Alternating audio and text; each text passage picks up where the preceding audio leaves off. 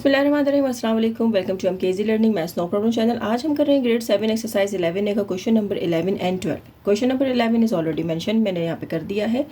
x by a plus x by b equals to a square minus B square by a B.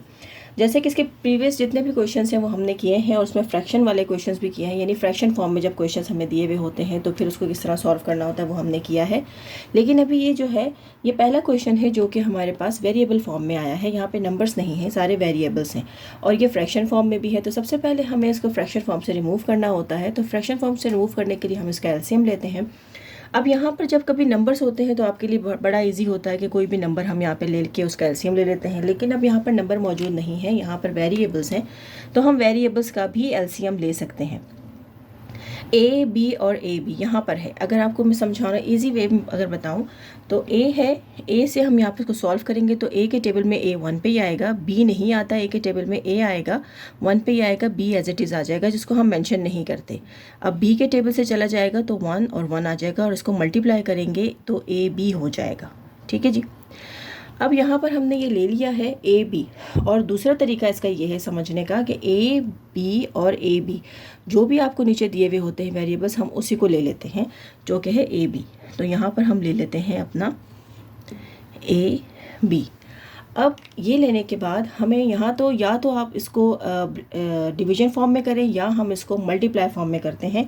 तो multiply form में करने से जो है वो बहुत आसान हो जाता है स्टूडेंट्स के लिए, जैसे कि पहले प्रीवियस क्वेश्चन में मैंने किया है। इस मेथड से भी हम कर सकते हैं, लेकिन बहुत सारे स्टूडेंट्स को यहाँ पे कन्फ्यूजन होती है कि भाई हम ए के टेबल में ए नहीं आता, बी आता है, फिर बी से मल्टीप्लाई करेंगे। वो भी मैं इंशाल्लाह आपको अपने किसी वीडियो में उस मेथड से भी बताऊँगी।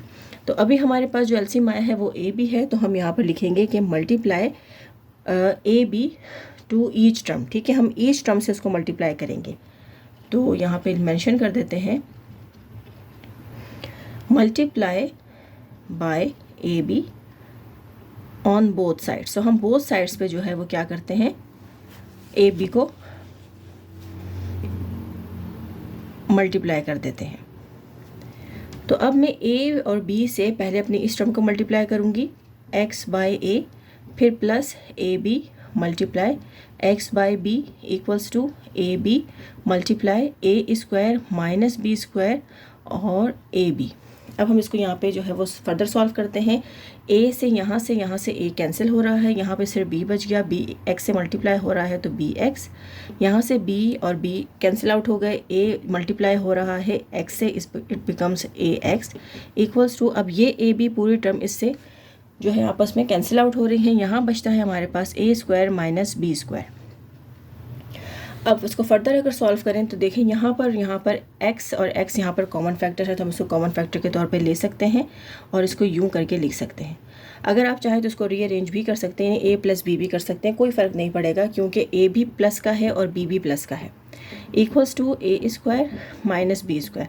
अब यहाँ पर क्वेश्चन अगर हम देखें और इस जगह पर पहुँचने के बाद हमें ये पता चला है कि ये जो है ये एक आइडेंटिटी है, और ये कौन सी आइडेंटिटी है, यानी कि A square minus B square equal होता है ए प्लस बी के और ए माइनस बी के।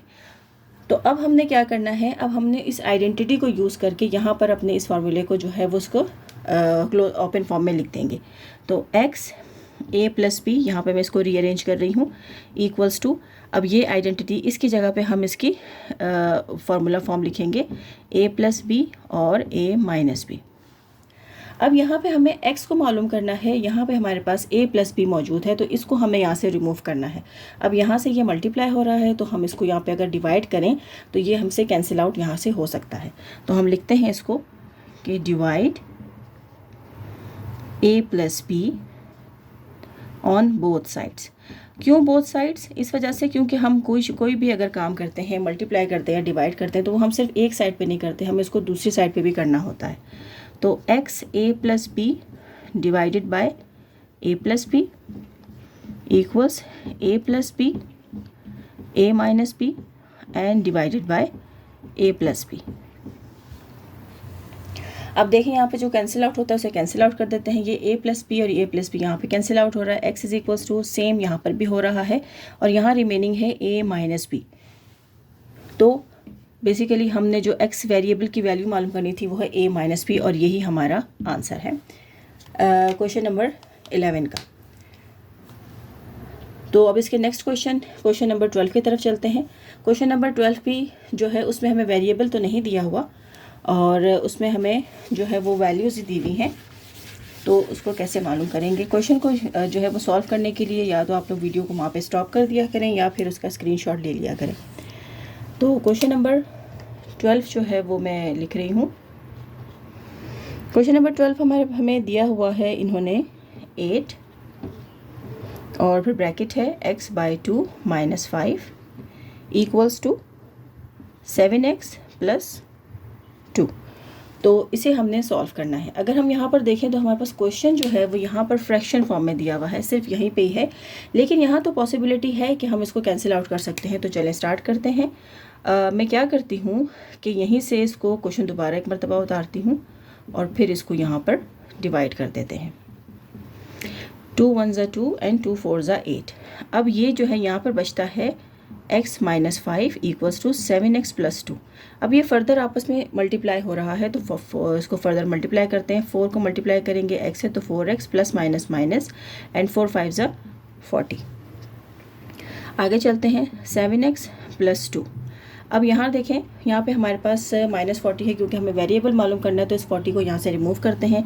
सब्सट्रैक्शन का यानी माइनस का 40 है, तो हम इसको यहाँ पर ऐड करवा देते हैं।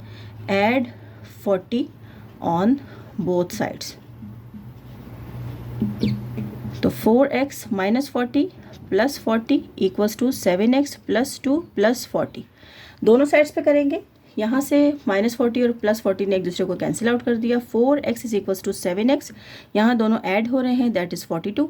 अब यहाँ पर हमें जो है वो x की वैल्यू मालूम करनी है, लेकिन उसके साथ यहाँ पर जो है 4 भी मौजूद है। लेकिन अगर दूसरी तरफ देखें तो यहाँ पर भी हमारे पास 7x मौजूद है। तो सबसे पहले हम इसे यहाँ से रिमूव करते हैं। तो क्या करेंगे, यहाँ पॉजिटिव 7x यानी प्लस का है, तो यहाँ पे करेंगे subtract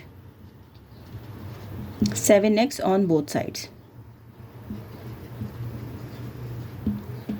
4x - 7x equals to 7x - 7x + 42। Plus और माइनस एक दूसरे को कैंसिल आउट कर दिया। यहाँ पर जो है प्लस माइनस माइनस हो रहा है। सबसे पहले साइंस को मल्टीप्लाई करते हैं। 7 में से 4 चला गया तो 3 बच गया। 3x = 42। अब अगर यहाँ पर हम देखें तो हमारे पास आ गया है वेरिएबल के साथ नेगेटिव साइन आ गई है।